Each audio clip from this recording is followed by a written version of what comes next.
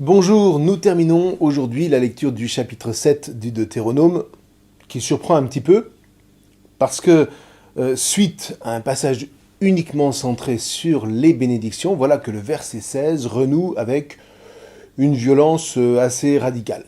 Du moins, dans une première lecture, parce que comme toujours, il faut lire très précisément ce verset pour l'entendre en vérité. Littéralement. Mange tous les peuples que Hachem, ton Elohim, te donne. Alors, vous voyez, là, c'est vraiment très malencontreux de traduire manger par dévorer ou pire, supprimer. Dévorer, c'est détruire, alors que manger, c'est assimiler. Et ça n'est évidemment pas la même chose. Du coup, on peut entendre ce verset de manière déjà bien différente. Assimile tous les peuples que Hachem te donne. Donc, on est bien dans la ligne du chapitre 6. Lorsque Hachem, ton Elohim, te fera venir vers le sol qu'il a juré à tes pères, Abraham, Yitzhak et Yaakov, de te donner, avec des villes grandes et bonnes que tu n'as pas bâties, avec des maisons pleines de tout bien que tu n'as pas remplies, avec des puits que tu n'as pas creusés, avec des vignes et des oliviers que tu n'as pas plantés, eh bien, mange. Voilà, on a le même verbe qu'au chapitre 7, verset 16. Et rassasie-toi, mais garde-toi d'oublier Hachem qui t'a fait sortir du sol de Mitzraïm, de la maison des esclaves. Donc vous voyez, déjà, on entend mieux le commandement. Assimile tous les peuples. Alors, reste évidemment la question, qu'est-ce que ça veut dire ? Eh bien, en définitive, rien d'autre que ne te laisse pas assimiler par eux. C'est-à-dire, ne te laisse pas séduire, ne te prosterne pas devant leur divinité. Raison pour laquelle le verset poursuit. Ton œil ne sera pas complaisant pour eux, tu ne serviras pas leurs Elohim, car c'est un piège pour toi. Alors bien sûr, si on traduit par dévorer ou par supprimer, mais le texte pousse carrément au génocide, sans compassion. Sauf que la fin du verset nous interdit justement d'aller dans cette direction. L'objectif n'est absolument pas d'anéantir les peuples du sol, mais de ne pas adorer leurs idoles. Alors, si vous le voulez bien, maintenant, relisons ce verset avec une traduction qui prend en compte ce qu'on vient de dire. Assimile tous les peuples que Hachem te donne. Ton œil ne sera pas complaisant pour eux, tu ne serviras pas leurs Elohim, car c'est un piège pour toi. Et vous voyez, c'est exactement en ce sens que Jésus pourra dire, par exemple, « Quiconque regarde une femme en brûlant de désir pour elle a déjà commis l'adultère dans son cœur. » C'est en Matthieu au chapitre 5, verset 28. Vous voyez, même chose, pas de complaisance pour ne pas tomber dans le piège. Et la comparaison avec Jésus n'a rien d'incongru ici concernant la fidélité dans le mariage, puisque on sait depuis le verset 7 de notre chapitre que Hachem s'est épris de son peuple qu'il a choisi pour épouse. Vous voyez, en termes prophétiques, tu ne commettras pas d'adultère avec leur Baal, avec leurs Elohim. Dit autrement, assimile les peuples pour ne pas te laisser assimiler par leurs croyances. Grâce à la Torah de vie, tu es en capacité de le faire. Et de fait, concrètement, Israël s'est bel et bien construit en assimilant les peuples du sol. Vous vous souvenez qu'on a vu que Hachem était déjà vénéré par un certain nombre de peuples dont beaucoup étaient sur le sol de Canaan. Ce qui s'est passé au fil de l'histoire, c'est dans un premier temps, une sorte d'harmonisation de ce culte sous la férule des rois du Nord et sous l'inspiration de prophètes comme Amos, comme Hoshéa. Cette harmonisation va passer à la vitesse supérieure sous les coups de l'invasion assyrienne qui va générer la première vague de réfugiés dans le royaume de Juda, au sud. Et puis, puisque à quelque chose malheur est toujours bon, eh bien, à partir de ce moment-là, on est à la fin du 8e siècle, grâce à l'écriture alphabétique linéaire qu'apporte la culture assyrienne, eh bien, vont pouvoir être édités les premiers linéaments de notre Deutéronome. Et grâce à ce début de mise par écrit de la Torah, eh bien, le roi Yoshiahu, Josias, va consolider la centralisation du culte à Jérusalem, de sorte que tout un travail d'assimilation, là encore, se met en branle. Alors là-dessus, invasion babylonienne qui descend dès 597 jusqu'en Juda, pillage du temple, destruction de Jérusalem en 587, exil des notables, etc. Ce qui ne doit pas nous faire oublier ceux qui, au travers de tous ces événements, vont rester sur le sol, parce que eux aussi, à leur manière, sont marqués par l'histoire. Eux aussi, à leur manière, sans le temple, vont chercher à pérenniser le culte de Hachem sur place. Du coup, quand un demi-siècle plus tard, les exilés sionistes reviennent, évidemment que l'évolution n'a pas été la même entre ces deux groupes juifs. D'où les conflits internes, d'autant plus violents qu'il n'y a désormais plus de roi comme figure fédératrice, unificatrice.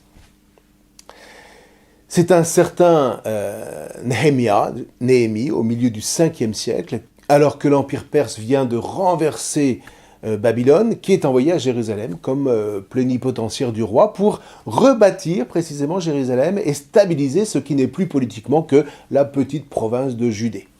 Alors, comment est-ce qu'il va s'y prendre ? Eh bien, précisément en réorganisant le culte et en relançant quoi ? L'assimilation, évidemment. Une assimilation à partir de laquelle vont être rassemblées toutes les traditions du sol liées aux anciens sanctuaires qui étaient voués à Hachem autrefois, au nord comme au sud, et chacun attaché à des figures patriarcales comme Abraham, Yitzhak, Yaakov, mais aussi Yosef. Vous voyez, 4 figures fondatrices qui vont s'articuler sur une 5e figure qui n'est pas à proprement parler patriarcale au sens où il n'a pas eu de descendance active dans l'histoire qui a suivi. Je veux évidemment parler de Moïse.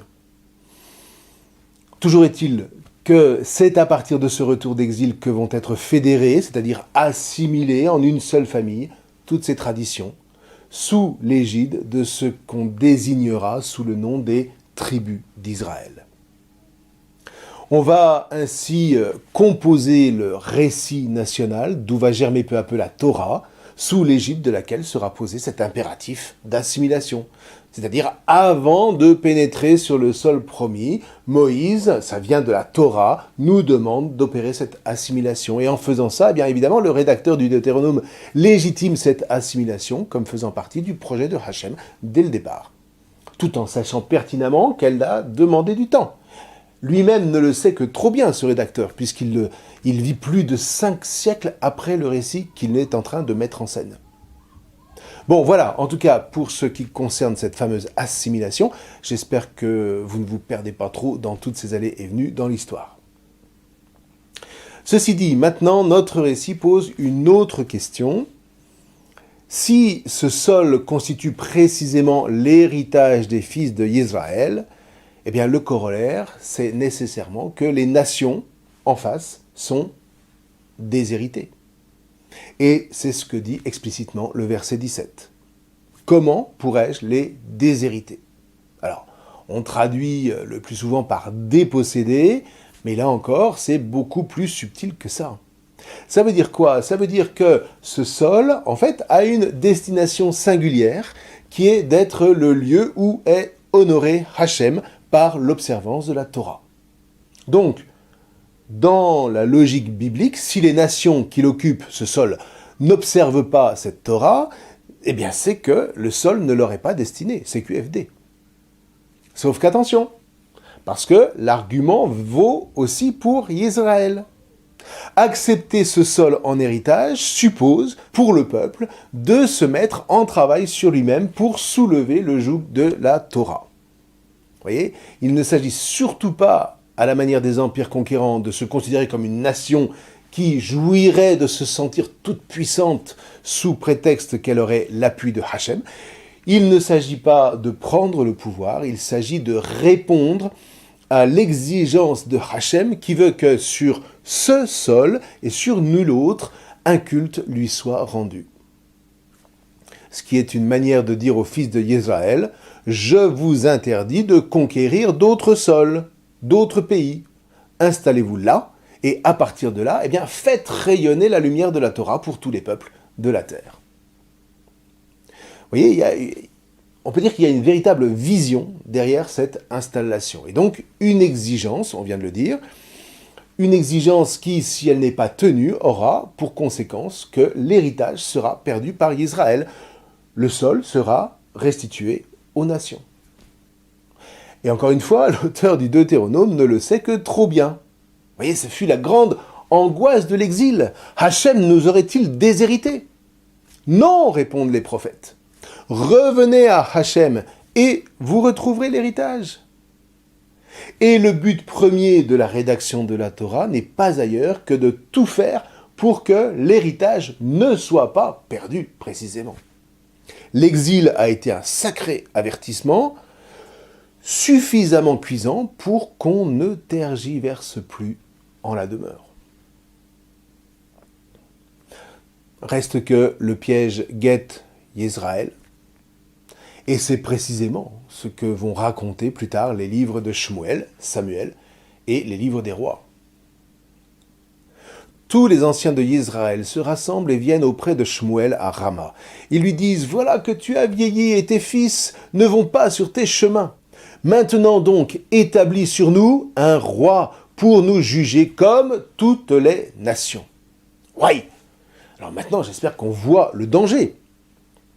D'autant que la Bible nous dit bien que ce piège va mener à la division et à la déportation. Il ne faut surtout pas oublier que la royauté en Israël, c'est un échec, et un échec cuisant, qui reste inscrit comme tel dans la chair juive. La seule royauté qui vaille, mais c'est celle de Hachem, dont Jésus, qui est roi, dira qu'elle n'est pas de ce monde. Pilate appela Jésus et lui dit « C'est toi le roi des Juifs ?» Jésus répondit « Mon règne, le mien, n'est pas de ce monde-ci. Si mon règne à moi était de ce monde-ci, mes gens à moi auraient combattu pour que je ne sois pas livré aux Juifs, mais non, mon règne à moi n'est pas d'ici. » Vous entendez? Jésus, là, est vraiment dans le droit fil du Deutéronome. Pas question de construire un empire. Ce qui importe, c'est adorer Hachem en vérité. Point final. Alors, pour en revenir à notre texte, c'est exactement pour prévenir ce piège mortel que les versets 18 à 20 vont s'ériger comme un rempart. Face à l'entreprise que demande Hachem et qui te dépasse, qui semble complètement fou humainement parlant, et t'entraîner vers la mort, eh bien, mets ta peur dans ta poche et fais mémoire. Si tu dis en ton cœur, ces nations sont plus nombreuses que moi, comment pourrais-je les déshériter? Eh bien, n'en aie pas peur. Pour faire mémoire, fais mémoire de ce qu'a fait Hachem, ton Elohim, à Pharaon et à tout Mitzraïm. Fais mémoire des grandes épreuves qu'ont vues tes yeux, les signes, les prodiges, la main forte et le bras étendu par lesquels Hachem, ton Elohim, t'a fait sortir, etc., etc. Vous voyez, le rempart contre toute peur vis-à-vis du projet de Hachem, et pour nous, évidemment, du projet chrétien inspiré par le Christ Jésus, c'est donc la mémoire. On ne peut pas être plus clair. Mais c'est vrai aussi que c'est déroutant. Et là, vous voyez, il faut entendre, par exemple, saint Paul. « Ce qu'il y a de fou dans le monde, voilà ce que Dieu a choisi afin de couvrir de honte les sages. Et ce qu'il y a de faible dans le monde, voilà ce que Dieu a choisi afin de couvrir de honte ce qui est fort. » C'est dans la première épître aux Corinthiens, chapitre 1, verset 27. Vous voyez, comme quoi la connaissance fine de la Torah confère tout leur relief à des phrases qui, sorties de leur contexte, en sont réduites à de petits slogans de consolation. Alors même que la dynamique est bien plus puissante dès lors qu'on en saisit les racines. Par ailleurs, vous voyez, notons bien, de ce point de vue, la forme intensive de l'hébreu. n'aie pas peur. Pour faire mémoire, fais mémoire. De la même manière, en Genèse 2, concernant la mendication de l'arbre de la connaissance du bien et du mal, Hachem dit « Le jour où tu en mangeras, c'est-à-dire le jour où tu l'assimileras, pour mourir, tu mourras. » Tiens, d'un côté, on a assimilé pour ne pas mourir, et de l'autre, ne pas assimiler, sous peine de mort. Quelle est la différence? Mais la Torah, comme toujours. Parce que pour Adam et Ève, vous voyez, la Torah se résume à son essentiel en 2 commandements qu'ils refusent. D'un côté, un commandement positif qui invite à assimiler tous les fruits du jardin porteurs de bien, porteurs de bénédiction, et puis de l'autre, un commandement négatif qui interdit l'assimilation d'un seul arbre, celui de la connaissance du bien et du mal. Si on veut bien se rappeler que pour la Bible, eh bien, le mal consiste à préférer donner la mort et refuser d'obéir au commandement de vie, au commandement attaché à l'arbre de vie. Bref, le mal, c'est de désobéir à la Torah. Ce que vont faire, encore une fois, Adam et Ève. Or, quelle est la conséquence? Dieu les déshérite du jardin. Vous voyez, c'est la même dynamique. Et il n'est pas surprenant de voir que l'auteur de ce passage de la Genèse est de la même école que notre auteur deutéronomiste. Ce qui donne le discernement pour ne pas tomber dans le piège de la mort, eh bien c'est la Torah, définitivement. Fut-elle réduite à sa plus petite expression, comme ici, ou déployée magnifiquement, comme en Deutéronome 30, encore et encore. Vous voyez, ce texte, il faut vraiment le connaître, c'est pour ça que je vous le redis. J'en prends aujourd'hui à témoin contre vous les cieux et le sol. Je donne face à vous la vie et la mort, la bénédiction et la malédiction. Choisis la vie pour que tu vives, toi et ta descendance, en aimant Hachem, ton Elohim, pour écouter sa voix et t'attacher à lui. C'est lui ta vie, la longévité de tes jours sur le sol que Hachem a juré de donner à tes pères, Abraham, Yitzhak et Yaakov. Vous voyez, toute la Torah consiste en fait dans cette vaste inclusion qui va du jardin d'Éden jusqu'au sol de Canaan, avec au centre l'appel du Lévitique à la sainteté. Soyez saints, car je suis saint, moi, Hachem, votre Elohim. Dit en termes deutéronomistes, détachez-vous de toute convoitise, car je suis détaché de toute convoitise, moi, Hachem, votre Elohim. Soyez libres, car je suis libre, moi, Hachem, votre Elohim. Mais pour ça, vous avez besoin de ma Torah, dit Hachem, sans quoi, pour mourir, tu mourras. Enfin bref, tout ça pour vous dire que la forme intensive en hébreu pour faire mémoire, fait mémoire, est tout simplement une affirmation non négociable. Dieu n'invite pas à faire mémoire, il convoque à faire mémoire. Et là, moi je trouve que c'est absolument génial. Vous voyez, on est en train de nous dire que faire mémoire de la Torah, ce qui suppose évidemment de la connaître, est le moyen le plus excellent pour trouver le courage de recevoir l'héritage de Hachem et d'entreprendre ce que Hachem nous inspire. Et de fait, pourquoi? Quel est l'intérêt de faire mémoire, sinon pour entreprendre, pour prendre virilement sa place dans le monde au nom de Hachem, et dans la même ligne au nom de Jésus pour les chrétiens. Or, redisons-le, bis repetita, one more time, le meilleur moyen de s'approprier l'héritage, c'est de faire mémoire, c'est-à-dire de raconter, ce qui a pour fruit essentiel que l'histoire racontée va faire la communauté. L'histoire racontée fonde toujours ce qui unit une communauté en dépit de tout ce qui peut en séparer les membres qui ont chacun leur tempérament, c'est-à-dire leur manière de vivre cette réalité communautaire. Et la communauté, quand elle est saine, n'a pas d'autre but que de favoriser la vie. Donc de favoriser l'entreprise, de favoriser la croissance. Tout ça, vous voyez, c'est synonyme. Et c'est d'ailleurs vrai pour n'importe quelle communauté, n'importe quelle culture. Mais c'est éminemment vrai en ce qui concerne le peuple de la Torah et celui de l'Évangile qui lui est greffé. Dit autrement, si je sais faire mémoire des générations qui m'ont précédé et qui, à la lumière de la Torah, ont su relever les défis qui étaient les leurs, grâce à cette histoire racontée que j'ai reçue en héritage dans ma chair, eh bien je vais être en mesure de considérer à mon tour que la Torah et l'Évangile m'ouvrent à la même capacité de relever les défis qui sont les miens.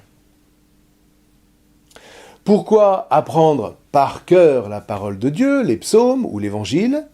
Tout simplement parce que cette parole assimilée raconte une histoire, raconte mon histoire, celle de mes pères que je porte dans ma chair, une histoire qui a supporté des générations entières pour leur donner l'énergie, encore une fois, d'entreprendre, de faire croître l'héritage de Hachem, là où, laissée à elle-même, eh bien, les événements les auraient tout simplement submergés.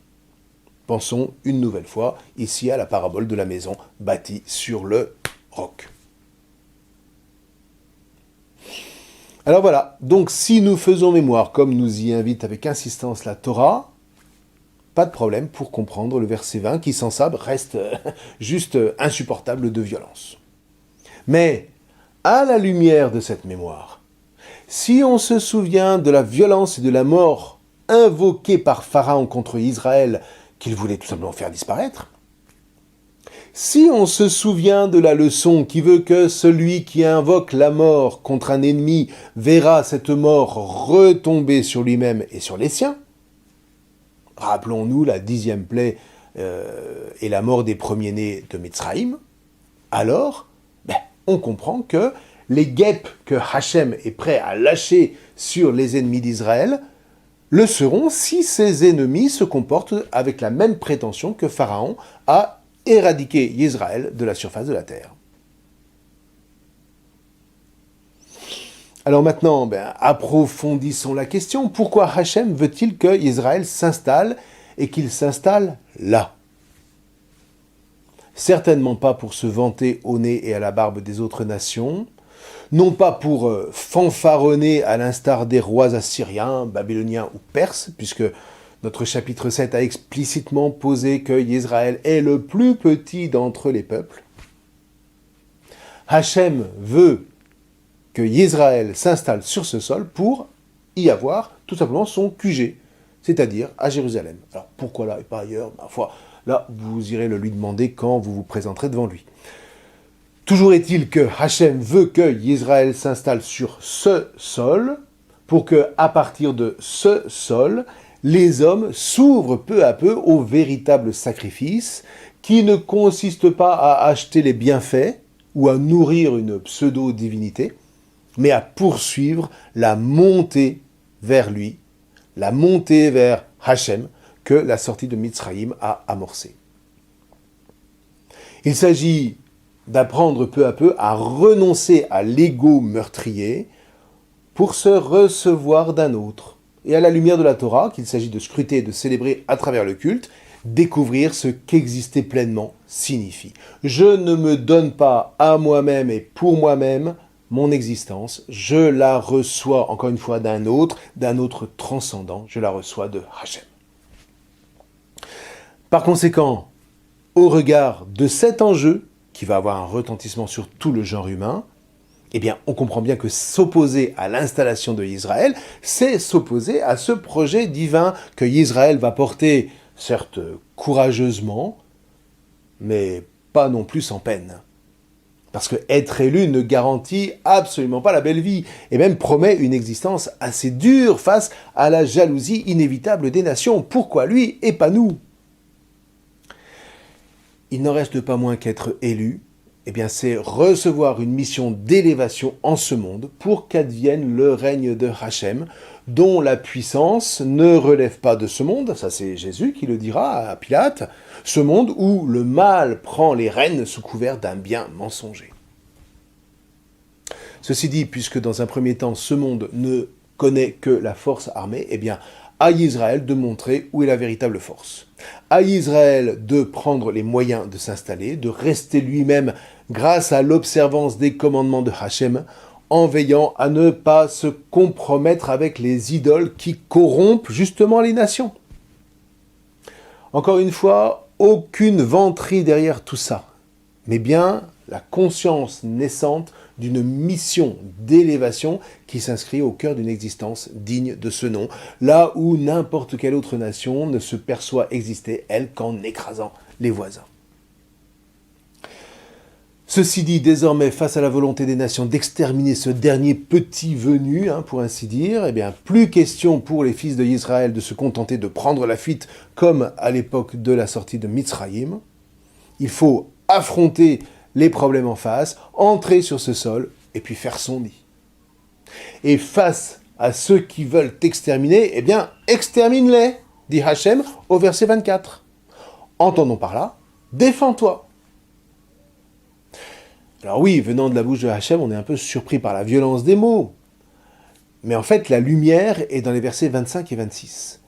Extermine leurs idoles, c'est-à-dire encore une fois, assimile-les.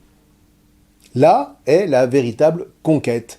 Anéantir les idoles des nations, ce qui, en raccourci, donne anéantir les nations qui s'identifient à leurs idoles.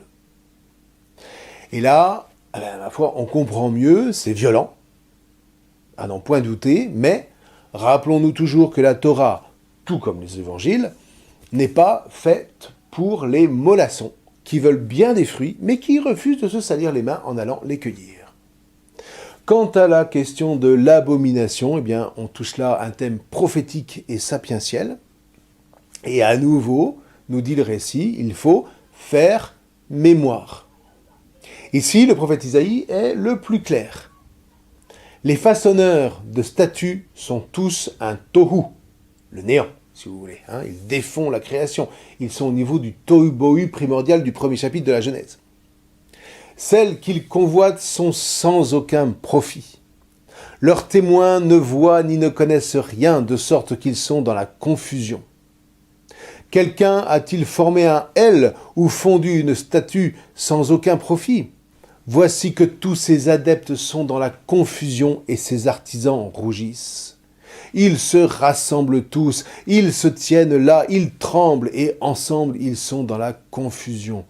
Ils ne connaissent pas, ils ne discernent pas, car un crépi empêche leurs yeux de voir et leur cœur de comprendre. Nul ne réfléchit en son cœur, nulle connaissance ni discernement pour se dire « J'en ai brûlé la moitié au feu, j'ai aussi panifié du pain pour les braises, j'ai rôti de la viande et je l'ai mangé. Et de l'excédent, voilà que j'en fais une abomination pour me prosterner devant un bout de bois. Pasteur de cendres, cœur abusé, dévoyé. Il ne sauve pas sa gorge, c'est-à-dire son âme, car il ne sait pas dire « Assurément, c'est une imposture que j'ai dans la main ». C'est un passage du chapitre 44 du livre d'Isaïe. Donc vraiment, vous voyez, là, quand Israël va entrer, ou reviendra après l'exil en Canaan, pas question d'être assimilé pour se dissoudre dans la masse des nations en vénérant leurs idoles mortes, puisque elles ne donnent pas la vraie vie. La fidélité de l'alliance avant tout, pour que par l'élection, le témoignage de l'amour de Hachem porte des fruits de vie.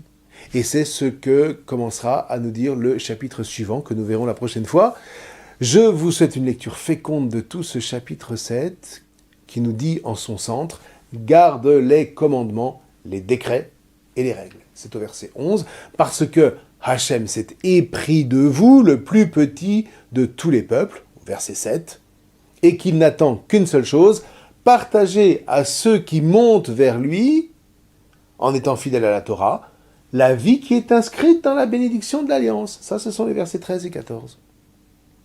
Une vie promise dès la fondation du monde, nous dit à sa manière le récit d'Adam et Ève, mais en tout état de cause, ne devient pas tiède en vénérant de vaines idoles. Versets 25 et 26. Et à nouveau, vous voyez, il me semble que Jésus, à sa manière, n'a pas donné un autre enseignement que celui-ci, lui que Jean-Baptiste présentait comme l'époux par qui allait advenir la bénédiction des bénédictions dans l'alliance, à savoir le salut de toutes les nations. Voilà, alors nous verrons la suite la prochaine fois. Je vous souhaite une lecture féconde de ce passage. Je vous remercie. Et puis, merci pour tous ceux d'entre vous qui avaient fait quelques dons. N'oubliez pas, c'est en bas à gauche de la page d'accueil du site de la Bible en tutoriel. Si vous voulez bien sûr qu'on puisse continuer à pouvoir éditer ces vidéos.